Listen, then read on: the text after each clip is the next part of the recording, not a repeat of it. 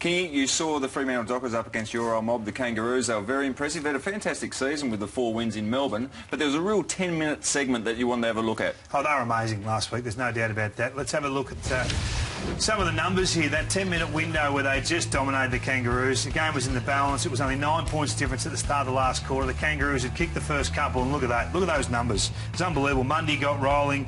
We saw Ballantyne put a couple on the scoreboard. 7 goals from 7 inside 50s. That's the worry, isn't it? That is powerful. And the Kangaroos couldn't get their hands on the ball. 3 disposals for 10 minutes. That is just unbelievable domination. It is. 5 centre-bounce clearances to zip. It's just one-way traffic, isn't it? But that would concern Brad Scott, the fact that every single time it went in, bang, a goal, and there was nothing they could do. Nothing they could do. They looked helpless, and their game was taken off them. They weren't allowed to counter-attack out of their defensive 50, and we knew that Fremantle were able to put those clamps on, and it was a shock, I have to say, the scoreboard impact that Freo put to them. And when you have a look at it too, that North kicked the first 2 goals of the last quarter and got back within 8 or 9 points, and you thought that maybe there's a bit of a roll coming on here, and then for Fremantle to answer that and kick the next 7, and as you said, from 7 inside 50s was a great effort. So, Kingy, how far can Freo go? Well, let's have a look at their numbers, because if you really drill down to what Ross Lyon's been able to achieve in such a short space of time, it is quite remarkable. They're our race to September this week, and it is the Fremantle Strangle. This is the last 7 weeks. All these numbers are the last 7 weeks. Contested possession number 1, plus 19 a week, which is huge, and they're number 1 at intercepting that opposition exiting kick, that defensive 50 exit, which most sides are really proficient at now, and it's just simple things. It's just the application and intent to defend. Just look at the speed in which they close that space and they get in to harass and force turnovers. And this is all in their forward half. This was through that period we spoke about on the weekend, but some of these in the first quarter, the second quarter, any looped handball was made pay.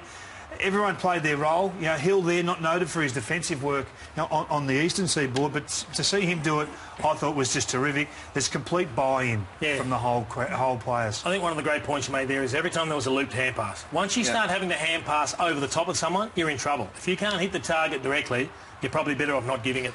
And what that's done to their numbers, when we have a close look at, that's an easy goal in the end, but it all comes off the back of that defensive mode or that defensive play. And just looking at their numbers, as we said, they're number 1 at denying opposition counter-attack from their defensive 50, which is their main game.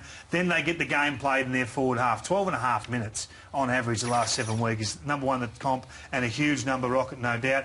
And number 3 at denying scores from stoppages. So it's not necessarily what they do, it's what they're denying that makes them so good. And I think when Ross went there at the start of the year, he made mention that we need to get fitter. So obviously playing this game, as you say, at both ends of the ground. So there's pressure at both ends of the ground, and you need to be able to cover the territory. I think it was Ryan Crowley said he's lost 8 kilos to be able to do that, and he's had a terrific season. So it's about obviously being strong enough, obviously intent, but it's also having the fitness to be able to cover that. Kingy, I'm starting to get worried with all these stats, mate. Yeah, they look too good, don't they? They look very good. Well, there's one more to go. Their defence the last 7 weeks, 70 points. That is an amazing number. That's under 12 goals, Rocket, clearly. And it's these 2 guys down back that I think have had outstanding years. Michael Johnson, jury's been out for a long time. Where does he rank in the AFL? But being top 6 for intercept possessions is terrific. Luke McFarlane, well, surely he's All-Australian this year. His ability not only just win the ball back, but to win it back in a pure sense, intercept marking has been a revelation. You said the thing at the start of this segment, the buy-in. That's the big difference. They've all bought into this. Their defensive structures seem to be really working hard, and the fact that they're number 1 of holding the ball in the forward 50, that's something we haven't seen from the Fremantle Dockers since they've been in the competition. Recruit of the year is Ross Lyon. Don't worry about the players. He's changed that whole club. I'm now officially scared of the Dockers.